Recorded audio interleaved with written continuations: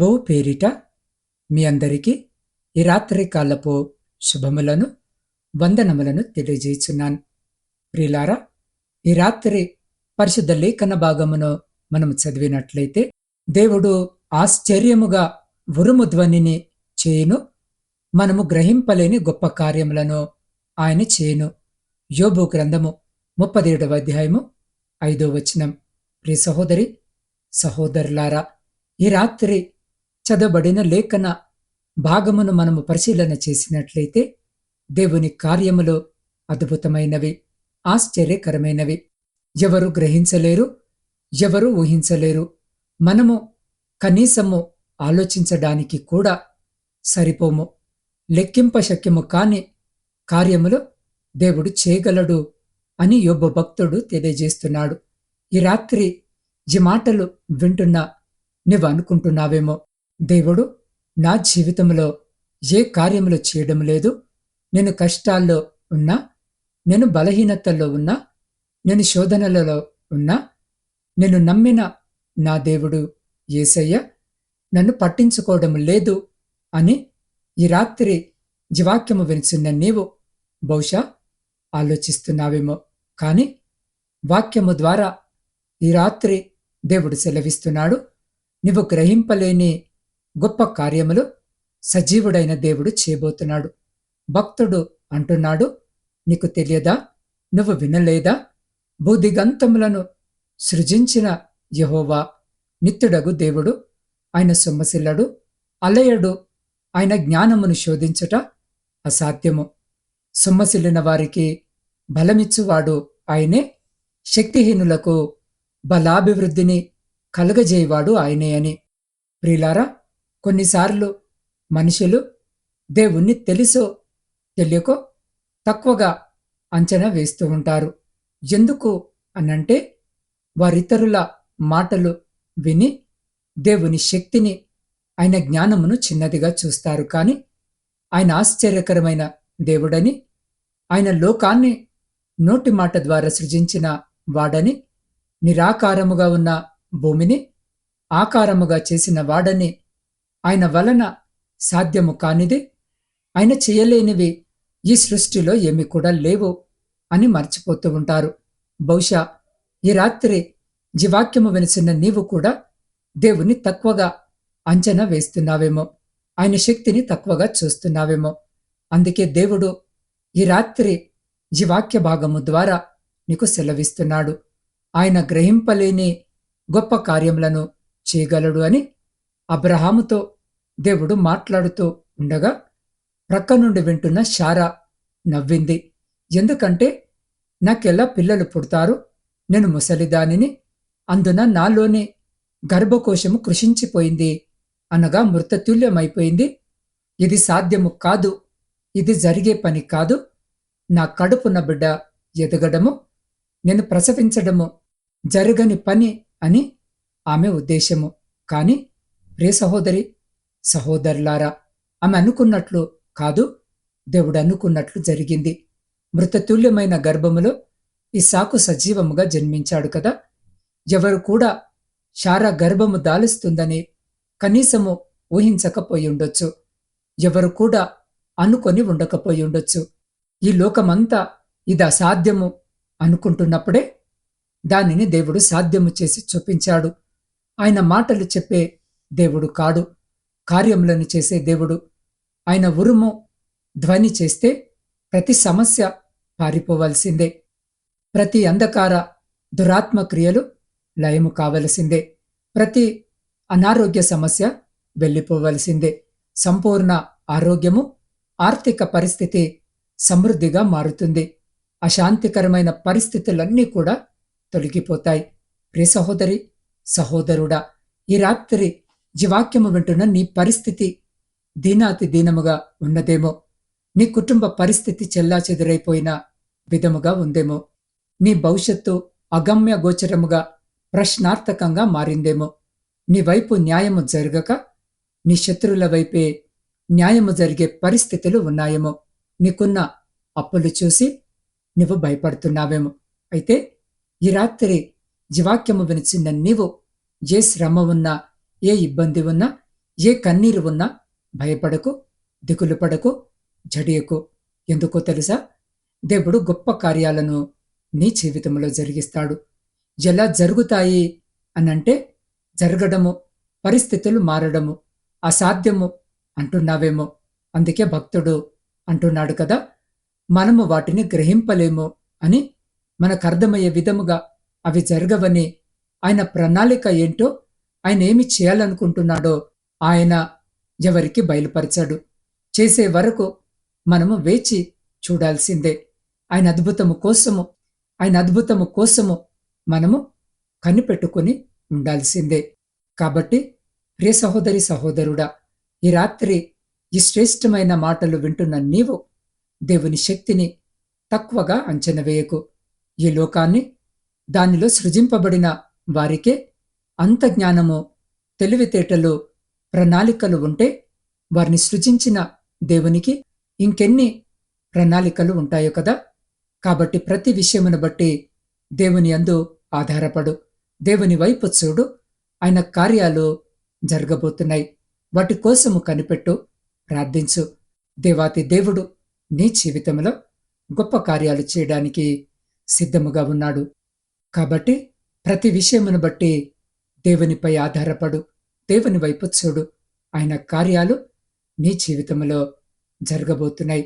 కాబట్టి వాటి కోసము కనిపెట్టి ప్రార్థించు. దేవుడు అప్పుడు గొప్ప కార్యాలు నీ జీవితంలో చేస్తాడు.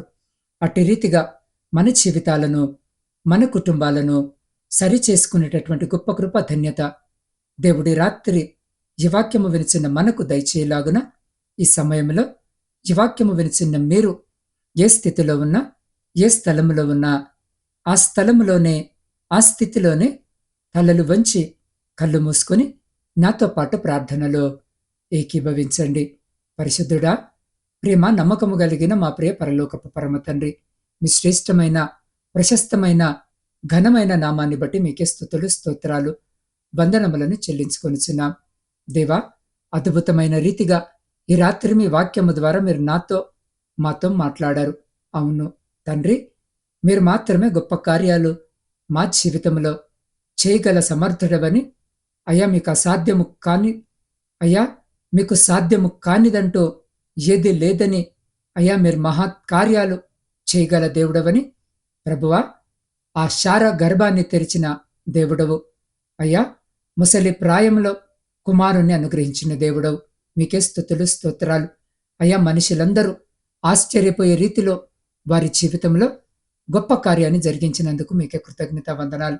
అదే విధముగా నా తండ్రి, ఎందరైతే బిడ్డలు ప్రభువా ఈ రాత్రి ఎలాంటి పరిస్థితుల్లో ఉన్నారో, అంతా అయిపోయింది, మా జీవితం ఇక అయిపోయిందని ఎందరైతే బిడ్డలు ఈ రాత్రిన కృంగిపోతూ, కుమిలిపోతూ ఉన్నారో, వారితో మీరు మాట్లాడి, వారిని మీరు ధైర్యపరిచి, ఆదరించి, బలపరచమని వేడుకొనిచున్నాం. దేవా, ఈ రాత్రి శారీరక, మానసిక బలహీనతలతో బాధపడుతున్న ప్రతి బిడ్డకు మీ పరిశుద్ధ నామమున స్వస్థతను దయచేయండి. అయ్యా, వారి శరీరంలో ఉన్న ప్రతి రుగ్మతులను తొలగించండి, బలహీనతలను తీసివేసి బలాన్ని ప్రసాదించండి, సంపూర్ణ స్వస్థతను మీ కరుణచే దయచేయమని వేడుకొనిచున్నాం. తండ్రి, మీరు విశ్వసించిన దాని ప్రకారమే జరుగునని అన్నారు. అందుకే మేము ఈరోజు మీ అందు విశ్వాసము కలిగి మీ పాద సన్నిధికి వస్తున్నాం. అయ్యా, అంధకార శక్తి, దురాత్మ బంధకాల నుండి, బలహీనతలన్నిటి నుండి మాకు విడుదలను దయచేయండి. ఆర్థిక సమస్యలను కొట్టివేయండి, అప్పుల భారాల నుండి విడిపించండి. ఉద్యోగం లేక బాధపడుతున్న బిడ్డల్ని జ్ఞాపకము చేసుకొని ప్రతి బిడ్డకు మంచి ఉద్యోగాన్ని దయచేయమని వేడుకొనిచున్నాం. దేవై, గాఢంధకరమైన చీకటిలో ప్రయాణాలు చేస్తున్న ప్రతి బిడ్డను జ్ఞాపకము చేసుకొని వారి ప్రయాణం అంతటిని సుఖముగాను, సౌఖ్యముగాను జరుగునట్లు మీ కృపను చూపండి. అయా, వివాహాలు జరిగి సంవత్సరాలు గడుస్తున్న గర్భఫలము లేక కన్నీటితో ఈ రాత్రి మీకు మొరపెడుతున్న ప్రతి బిడ్డ గర్భాన్ని ముట్టి ప్రతి బిడ్డకు గర్భఫలము దయచేయమని వేడుకొనిచున్నాం. దేవ, సైన్యములో ఉండి దేశాన్ని కాపాడుతున్న ప్రతి సైనికుని చుట్టూ మీ కంచె వేసి ప్రతి శత్రు, ప్రతి అపాయం నుంచి మీరు బిడ్డల్ని కాపాడి వారిని, వారి కుటుంబాలను మీ బలమైన రెక్కల చాటున భద్రపరచమని వేడుకొనిచున్నాం. దేవా, మా దేశంలో శాంతిని, సమాధానాన్ని దయచేయమని వేడుకొనిచున్నాం. దేశాల్లో నివసిస్తున్న ప్రతి బిడ్డ కూడా శాంతి సామరస్యాలు కలిగి ఎవరు ఎవరికి హాని కలిగించేవారు కాకుండా ప్రతి వారును సహోదర భావము కలిగి కలిసి జీవించే కృపను ప్రతి బిడ్డకు దయచేయమని వేడుకొనుచున్నాం. దేవా, మారు మనసు లేని ప్రతి బిడ్డకు మారు మనసు దయచేయండి. రక్షణ లేని ప్రతి బిడ్డకు రక్షణ దయచేయండి. అయ్యా, మీ సువార్త పరిచర్య చేస్తున్న ప్రతి బిడ్డను వారి కుటుంబాలను జ్ఞాపకము చేసుకోమని వేడుకొనుచున్నాం. దేవా, ఏ ప్రాంతంలో మీ సువార్త పరిచర్య జరిగించబడుటలేదో ఆయా ప్రాంతాలకు నీ బిడ్డలను నడిపించి ఆ చోట మీ రక్షణ సువార్త అందించబడి అనేకులు రక్షణ మారు మనసు పొందుకునే కృపను బిడ్డలకు దయచేయమని వేడుకొనుచున్నాం. దేవా, ఈ రాత్రి చిన్న బిడ్డల కొరకు ప్రార్థిస్తున్నాం. అయ్యా, ఆ రీతిగానే యవన బిడ్డల కొరకు ప్రార్థిస్తున్నాం. యవన దశలోనే మీ కాడిని మోసే కృపను బిడ్డలకు దయచేయమని వేడుకొనుచున్నాం. అయా, ఆలోచన లేకుండా నిర్ణయాలు తీసుకునకుండా మీ ఆలోచనల ప్రకారము నిర్ణయాలు తీసుకొనున్నట్లుగా మీ జ్ఞానము చేత బిడ్డలను నింపమని వేడుకొనుచున్నాం. దేవ, కుటుంబ పోషణకై కుటుంబాలను వదిలి అయా దూరదేశాల్లో ఉంటున్న ప్రతి బిడ్డను జ్ఞాపకము చేసుకోండి. అయా, వారి చేతుల కష్టార్జితాన్ని ఆశీర్వదించి వారిని వారి కుటుంబాలను మీ కృపలో భద్రపరచమని వేడుకొంచున్నాం. దేవ, వృద్ధుల కొరకును వితంతుల కొరకును శ్రమలను అనుభవిస్తున్న ప్రతి బిడ్డ కొరకు ప్రార్థిస్తున్నాం. ఒంటరి జీవితాన్ని గడుపుతున్న ప్రతి బిడ్డ కొరకు ప్రార్థిస్తున్నాం. ఈ రాత్రి బిడ్డలను జ్ఞాపకము చేసుకుని కావలసిన సహాయము దయచేయమని వేడుకొనుచున్నాం. దేవ, వ్యవసాయదారులను జ్ఞాపకము చేసుకోండి. వారు చేస్తున్న పనంతటిని ఆశీర్వదించి వారి సమస్తమును మీ కృపలో భద్రపరచమని వేడుకొంచున్నాం.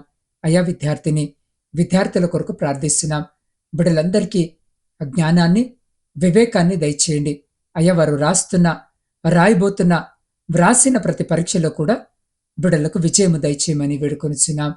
అయ్యా, సొంత గృహాలు లేని ప్రతి బిడ్డకు సొంత గృహము దయచేయమని వేడుకొనుచున్నాం.